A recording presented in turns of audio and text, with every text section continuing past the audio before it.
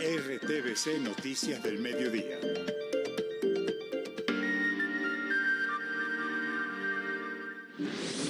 El dólar no para, ya rompió la barrera de los 4.800 pesos. Preparamos un informe con los efectos. Atención porque hay productos de la canasta familiar que podrían subir de precio por el alza del dólar. Día clave para la Ley de Orden Público en el Congreso. Senado y Cámara discuten la iniciativa que facultaría al gobierno para avanzar en la paz total. Cumbre liberal, congresistas del partido se reúnen con el expresidente Gaviria para definir apoyos a la reforma tributaria. Conservadores y la U tendrán encuentro esta tarde. Aprobado presupuesto de la Nación para el 2023. Habrá un incremento en la inversión social. Urgente llamado. Una familia en Bogotá pide a las autoridades ubicar al presunto responsable del asesinato de su hijo. El joven mecánico de bicicletas fue asesinado en un supuesto acto de intolerancia.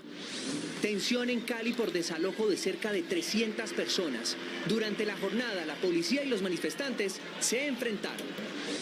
Protesta por el estado de las vías en un barrio de Bucaramanga. Sembraron árboles en los huecos. Conmoción en Francia. La cuidadora de Lola, una niña de 12 años, hallada muerta, es la principal sospechosa del crimen. En deportes, el ciclista colombiano Fernando Gaviria fue confirmado como nuevo integrante del equipo Movistar. Y en cultura, RTVC Sistema de Medios Públicos logró 22 nominaciones en 31 categorías de los premios TAL.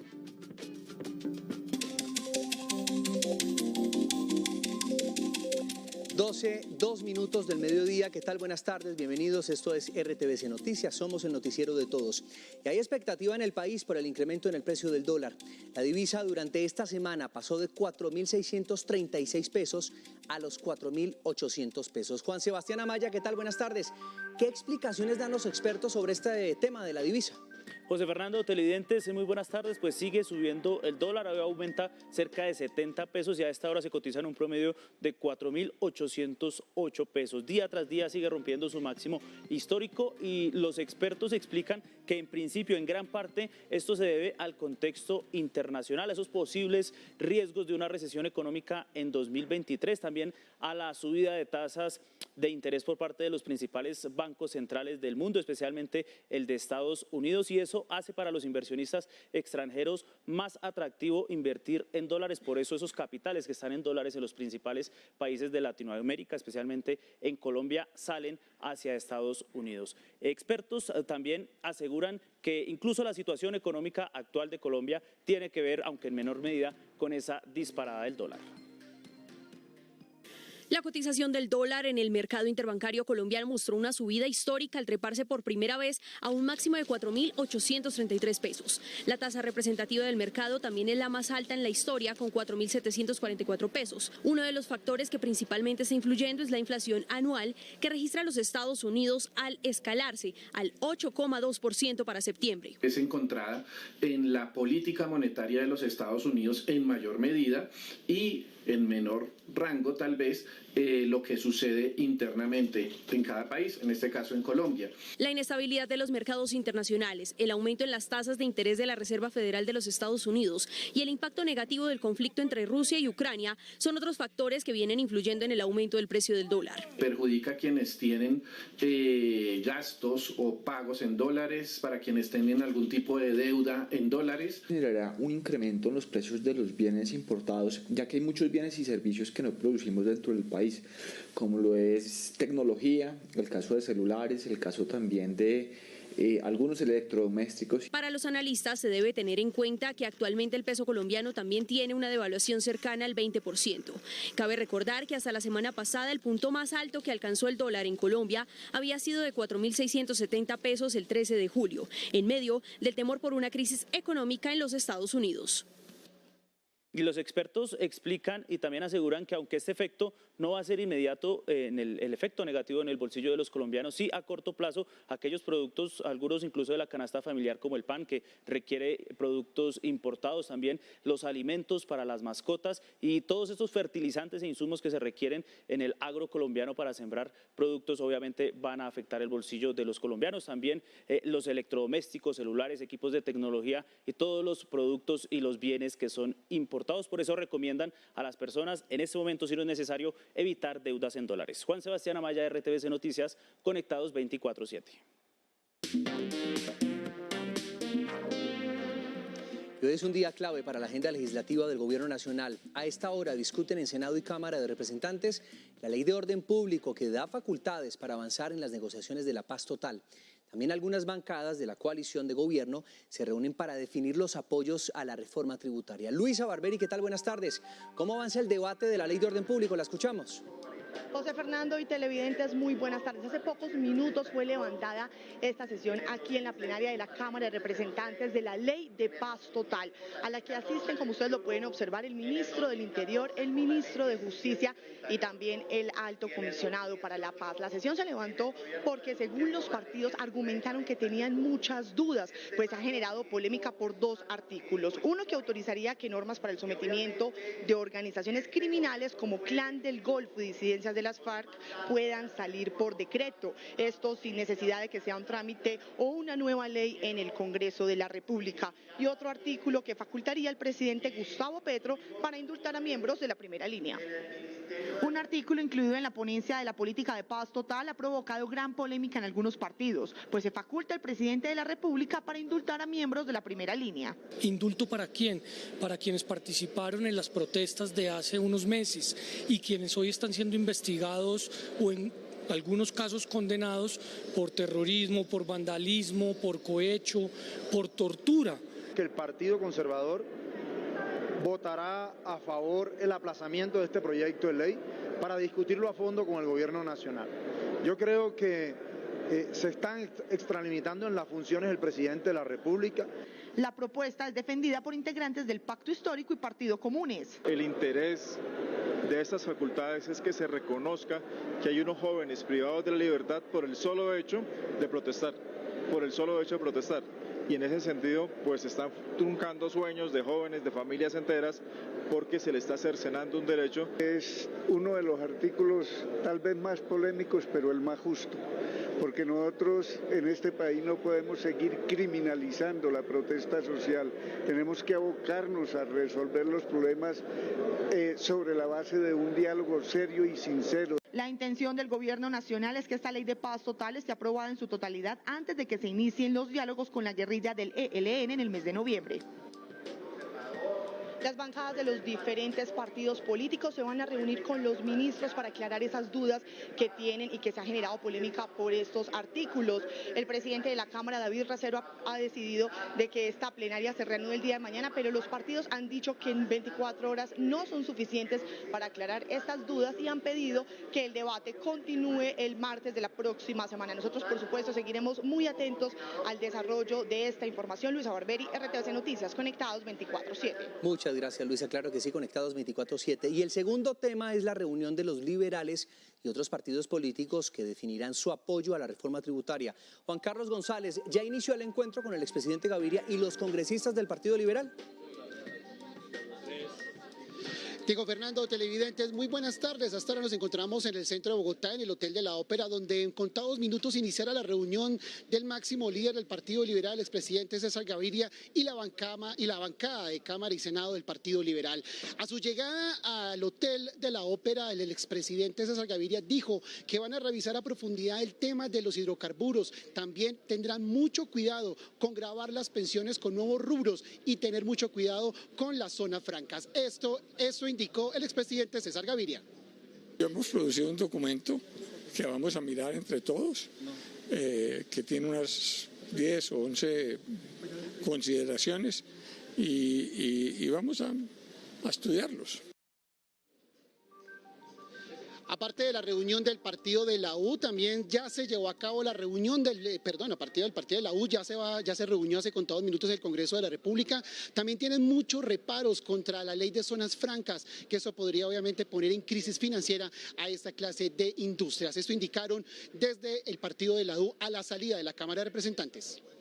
Insistiremos en revisar temas tan importantes como los de la canasta familiar, como el tema de Ecopetrol, y por supuesto queremos tener una interlocución en esos aspectos para revisar la reforma, así como gravar las pensiones. Tema crucial para la reforma tributaria. En caso de que el Partido Liberal no apoye acompañar esta iniciativa del Gobierno Nacional, pues cerca de 13 senadores y 33 representantes se perderían directamente en el apoyo del Gobierno Nacional sobre esta iniciativa. Desde el centro de Bogotá, RTVC Noticias, conectados 24/7. Muchas gracias, Juan Carlos. Pues a las 7 de la noche todos los detalles de estas movidas políticas. Y el Congreso dio luz verde al presupuesto de la Nación para 2023 con un monto de 405,6 billones de pesos. Los ministerios con los mayores asignaciones son el próximo año, pues serán Educación, Salud, Trabajo y también Hacienda. Tanto en las plenarias de Senado como de la Cámara de Representantes fue aprobado el presupuesto sin modificaciones a la propuesta radicada. Hace un aumento significativo en programas sociales, programas para lucha a favor de la paz, programas en la parte social de reforma agraria, otros programas de desarrollo rural, educación, salud, vivienda social, acueductos, y además en el debate con los parlamentarios una inversión adicional en vías terciarias. Con la aprobación de este presupuesto, el gobierno espera fortalecer las transferencias monetarias para población vulnerable con el fin de luchar contra el hambre, generar subsidios de energía y gas natural de hasta un 50%, alivios de pagos de ICETEX, entre otras. Celebramos mucho esta victoria del gobierno y que también es una victoria del Congreso de la República. De ese presupuesto para el 2023 se destinarían 500.000 millones para la atención y prevención de desastres por emergencias invernales y 300.000 millones de pesos para atender problemas fiscales de los sistemas de transporte en las principales ciudades, mientras que la distribución para ministerios quedaría así. Ministerio de Educación, 54,8 billones de pesos, Salud, 50,7 billones, Hacienda, 49,2 billones, Trabajo, 37,9 billones, Transporte, 14,8 billones, Vivienda, 6,4 billones, Minas y Energía, 7,6 billones y Agricultura, 4,1 billones. Al presupuesto le queda faltando la conciliación en Cámara y Senado para la posterior firma de la ley por parte del presidente Gustavo Petro. Desde la cárcel de Barranquilla, el cuestionado contratista Emilio Tapia denunció a la exministra de las Tecnologías y las Comunicaciones por ser supuestamente una de las principales responsables del caso de corrupción de centros poblados. Juan Carlos Giraldo, ¿qué tal? Buenas tardes. Adelante con la información. José Fernando, televidentes, muy buenas tardes. Pues en efecto el cuestionado contratista radicó ante la Fiscalía un documento de 9 páginas en el que señala que la exministra Dubinén es responsable de por lo menos 5 delitos relacionados con incumplimiento de contratos de requisitos legales. Según Tapia, la exministra omitió cumplir con sus funciones al verificar, por ejemplo, las pólizas con las que se garantizó el anticipo de los 70.000 millones de pesos. Adicionalmente, Emilio Tapia también señala que la Fiscalía debe investigar a otro alto funcionario de ese ministerio, pues no cumplió con los requisitos que le exigía la ley y por el contrario facilitó que se hubieran presentado los hechos de corrupción. En otras noticias, hoy se debe reanudar la audiencia contra las 19 personas capturadas por ser supuestos integrantes del denominado Tren de Aragua. En la última audiencia, 6 de estas personas fueron enviadas a la cárcel. Sin embargo, por ahora las diligencias se mantienen bajo reserva por garantizar el proceso de la investigación y además porque tanto fiscales como investigadores judiciales han recibido distintas amenazas por parte de integrantes de este grupo delincuencial que al parecer todavía se encuentran en libertad, algunos de ellos delinquiendo desde Venezuela. Esta es la información, regreso con ustedes a estudio. Juan Carlos Giraldo, RTVC Noticias, conectados 24/7. Son preocupantes los constantes casos de intolerancia aquí en la capital del país. Un menor de edad fue asesinado, el joven era mecánico de bicicletas y además fue agredido por un cliente que le reclamó. Edwin Suá, ¿qué tal? ¿Qué dicen las autoridades? Buenas tardes. Pues para todos los televidentes, luego los familiares de la víctima acudieron a las autoridades y es la SIJIN de la Policía Metropolitana de Bogotá quien adelanta la investigación. Las primeras indagaciones pues darían cuenta de un hombre de aparentemente 28 años de edad que con un arma cortopunzante atacó 7 oportunidades de tan solo 15 años de edad. Él era Dylan Jeffrey Niño Lesmes y dice su mamá que solo la quería apoyar económicamente. Por eso a sus escasos 15 años se ganaba la vida arreglando y despinchando bicicletas sobre la avenida Caracas con calle 13. No sé, lo único que me dijeron fue que lo habían matado, que lo mataron, que llegó al hospital Santa Clara muerto. que ese tipo tenía un cuchillo muy grande. La investigación ya está en manos de la SIJIN. La familia pide que el hecho no quede impune y que capturen al responsable del brutal asesinato. Yo soy vendedora ambulante, soy madre de 3 hijos, me quitaron el mayor, él era el mayor. Según Medicina Legal, en lo corrido de este año 2022, 34 jóvenes entre los 15 a 18 años han sido asesinados por hechos de intolerancia. Se espera que en las próximas horas las autoridades puedan entregar alguna recompensa para hallar y capturar al responsable de este hecho de intolerancia aquí en la capital del país. Y las autoridades hallaron las extremidades de un hombre en Bello, Antioquia. Aún desconocen la identidad de la víctima. La comunidad del municipio de Bello, Antioquia, fue quien alertó a las autoridades de la aparición de un balde con extremidades inferiores de una persona en una vía. Inmediatamente informamos al cuadrante, llegando al lugar de los hechos y verificando la información. Posterior, tomamos contacto con Investigación Criminal de la Policía Nacional para hacer el levantamiento de estas partes humanas. Aún no han hallado el resto de las partes del cuerpo, por lo que la identidad de la víctima aún se desconoce. En este momento, Inteligencia Policial e Investigación Criminal nos encontramos adelantando lo pertinente del caso. En lo corrido del año, 25 casos de cuerpos desmembrados se han registrado en el Valle de Aburrá. Y una situación crítica en Arauca se vive porque al menos 11 veredas estarían confinadas como consecuencia de enfrentamientos armados en la región. En las últimas horas, 2 soldados fueron asesinados.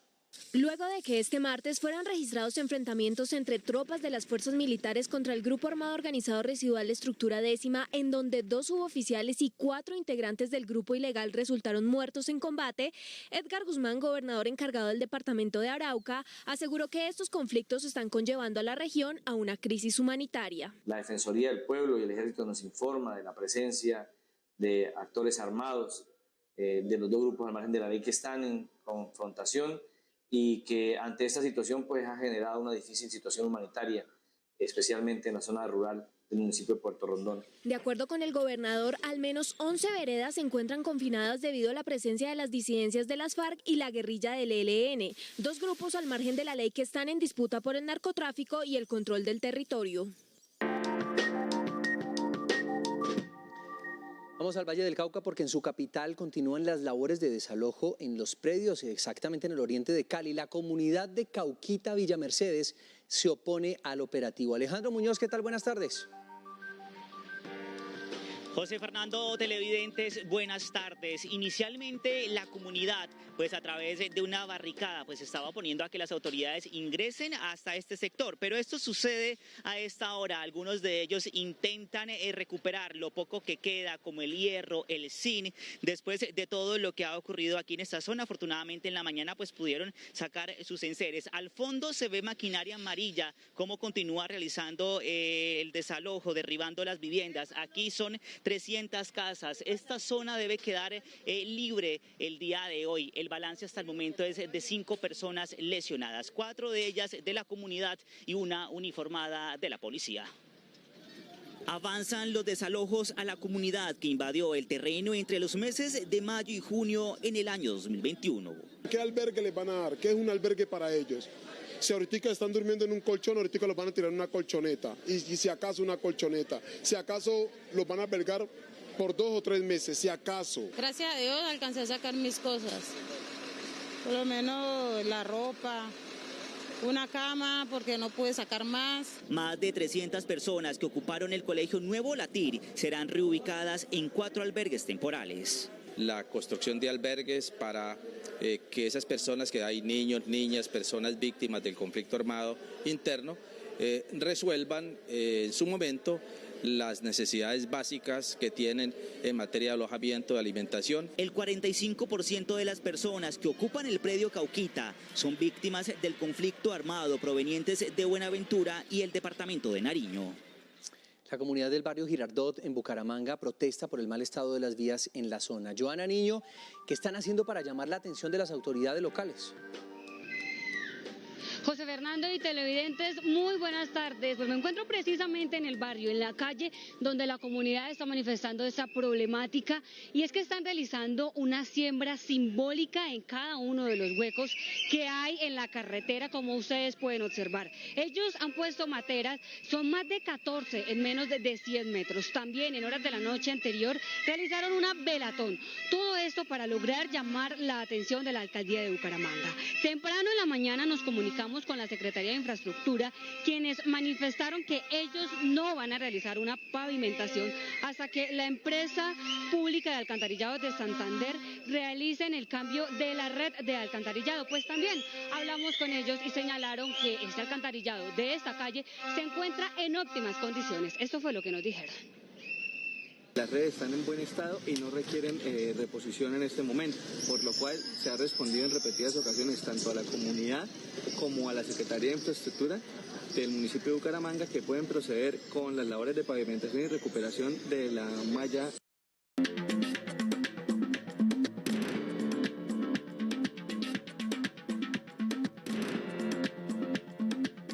Francia se concentra en un caso verdaderamente estremecedor y que involucra a población migrante en su país.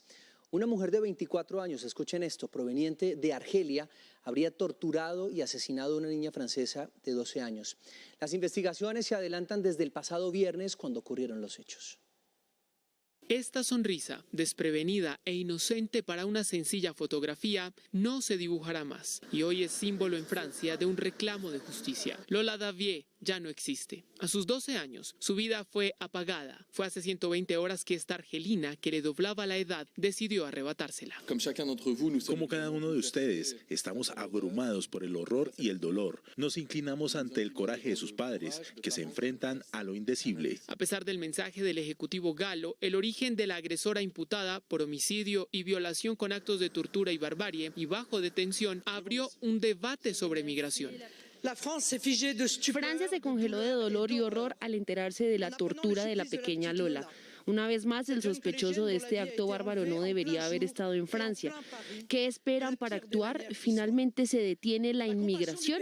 El 14 de octubre, Lola no regresó de la escuela a 300 metros de su casa. Su madre lo reportó. Entre las 3 y las 5 de la tarde, todo ocurrió. Fue captada en cámaras de seguridad, ingresando a este edificio con la principal señalada del crimen, que luego, ataviada con una maleta, partió del lugar y regresó con el equipaje tiempo después. Era Lola a quien movilizaba. Me parece esencial recordarle a la gente la necesidad de mantener tranquilas las discusiones sobre esta investigación y evitar la transmisión de rumores para que las cosas puedan hacerse con normalidad. La investigación delegada a 3 jueces deja entrever detalles, incluso de la autopsia. Lola falleció por asfixia y heridas con arma blanca. Francia hoy pide claridad, pero sobre todo justicia. Ley marcial, esa será la imposición de Vladimir Putin sobre las 4 regiones ucranianas que anexó recientemente y que en resumen habilitan facultades extraordinarias a sus tropas para imponer el orden. Esto ocurre justo cuando la Unión Europea estudia sanciones hacia Irán por suministrar drones letales a Moscú. Es con drones kamikaze, pero también con disposiciones escritas, la interacción rusa de turno en la Ucrania que ocupa desde hace 238 días. He firmado un decreto con la introducción de la ley marcial en estos 4 sujetos de la Federación Rusa. Sujetos de la Federación, es como denomina el jefe del Kremlin a Jersón y Zaporilla al sur y a Lugansk y Donetsk al este. Suelos que desde los referendos rotulados fraudulentos por el resto del mundo asume como suyos y sobre los que en 24 horas aspira que rija ese halo excepcional que limita entrar y salir de allí, pero habilita el control militar de comunicaciones e inyecta facultades extraordinarias a Fuerzas Armadas para imponer el orden. Los que quieran pueden trasladarse a la orilla izquierda del río Dnipro, otros pueden adentrarse más en las regiones rusas. Jersón es un nodo neurálgico hoy. La portuaria e industrial se evacúa por dictado de Moscú ante una posible pérdida de control de ese rincón ante las tropas de Kiev y la resistencia que opondrá. Hemos reunido evidencia propia y suficiente. El trabajo está en curso en el Consejo para una respuesta clara, rápida y firme de la Unión. Europa hace referencia a evidencias que tendría del suministro iraní de drones letales a Rusia para usar en Ucrania, que serían protagonistas y autores del regreso de este acto reflejo urbano, refugiarse bajo tierra para vivir.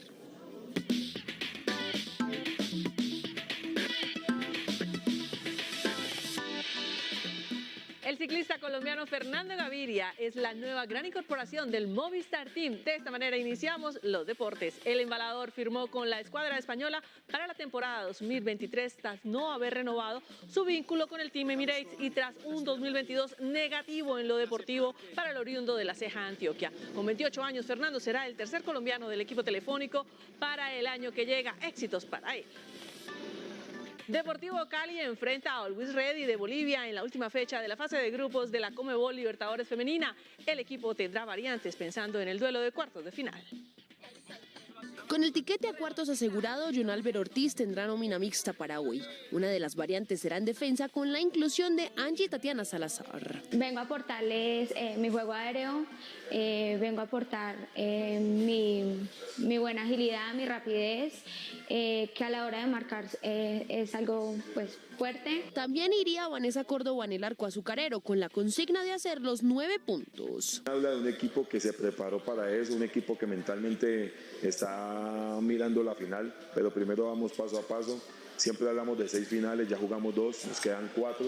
Y ahora a estudiar el rival que se definirá entre Boca Juniors de Argentina o Ferroviaria de Brasil. Con paciencia primero que todo, con mucha calma y ante todo generando el juego que conocemos, aplicando lo que se ha hecho en la semana, es donde vamos a tener resultados. Creo que eso fue muy bueno. Ingrid Guerra también tendrá descanso, así que habrá otras posibilidades en zona de ataque.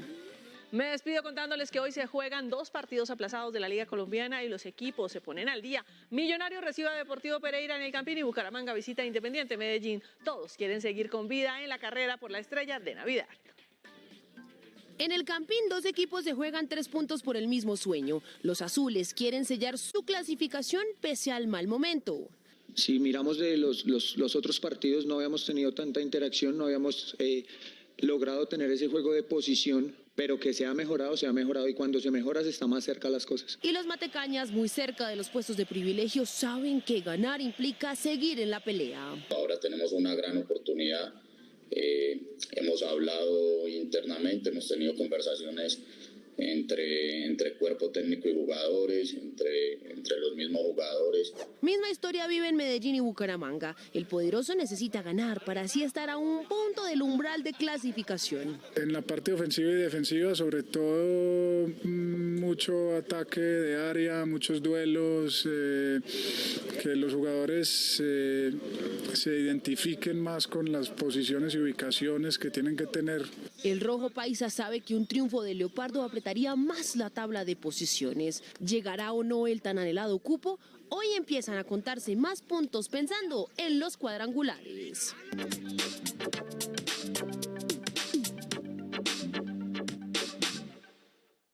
Mujeres, y hoy se conmemora el Día Mundial de la Lucha contra el Cáncer de Mama. Esta enfermedad es la primera causa de muerte por cáncer en las mujeres.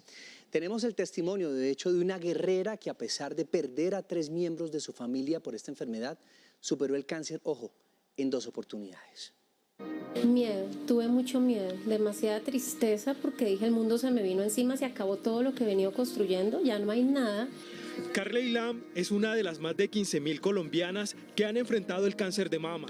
Su lucha persiste porque a pesar de haberlo enfrentado en 2 ocasiones, está preparada por si vuelve. El médico luego me dice que tengo un cáncer triple negativo, que es el de peor pronóstico dentro de los cánceres de mama, y evidentemente eso complicó un poco las cosas a nivel emocional. Dentro de esos cambios encuentras un propósito y una misión, y yo encontré el mío, que es hoy en día dispuesta a lo que sea, a luchar contra lo que sea, pero también ayudar. Según el último reporte, esta enfermedad es la primera causa de muerte por cáncer en mujeres. La cifra llegó a 4.111 muertes durante el año 2020. Tenemos casi 15.000 casos nuevos al año. Recordemos que es el cáncer de mayor mortalidad en nuestro país. En Colombia, según el Ministerio de Salud, los 3 tipos de cáncer más frecuentes son el de mama, con 15.509 casos, el de próstata, con 14.460 y el de colon y recto, con 10.783 casos. Llegamos a oportunidades y atentos porque hay trabajo en áreas de la tecnología. Aquí les contamos cómo pueden aplicar. En oportunidades de trabajo, vaya a la página mbcgroup.co. De clic en la pestaña Vacantes, allí se desplegará algunos de los perfiles requeridos al que puede aplicar: profesionales, técnicos, tecnólogos o autodidactas con capacidades en ingeniería de software. Seleccione el que más se acomode con su perfil y llene un formulario de postulación. Al finalizar, anexe su hoja de vida y dé clic en Guardar. Atentos, el salario mensual oscila entre los 3 y 30 millones de pesos colombianos, dependiendo de la experiencia en el campo laboral. Y mucho ojo, el trabajo es desde la casa. Y muy importante, recuerde que si quiere seguir informado 24/7, nos encuentra en todas nuestras redes sociales como RTVC Noticias.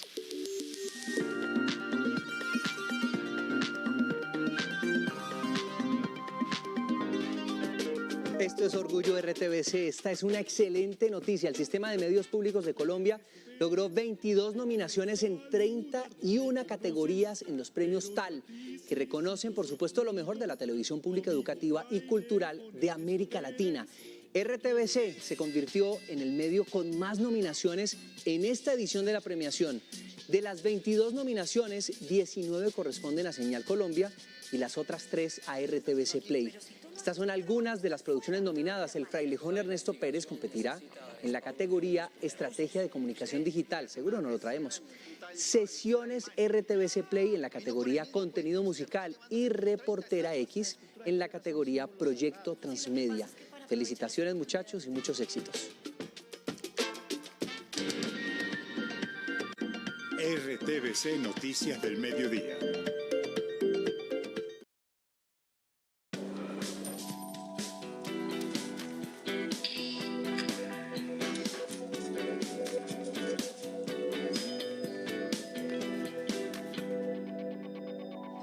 Variación de precios de alimentos en las centrales mayoristas del país durante la semana anterior. Repollo blanco.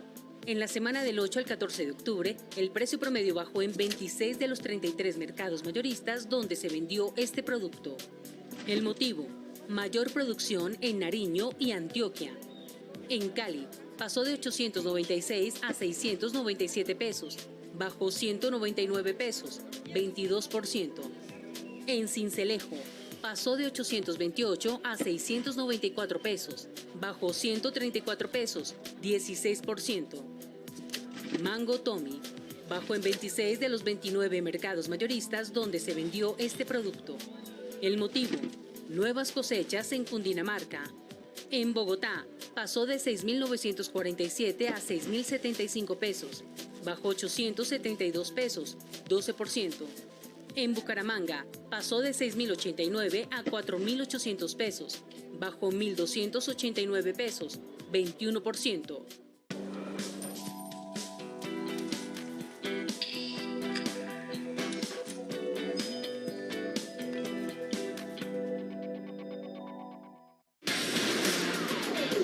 A continuación, dejémonos de vainas.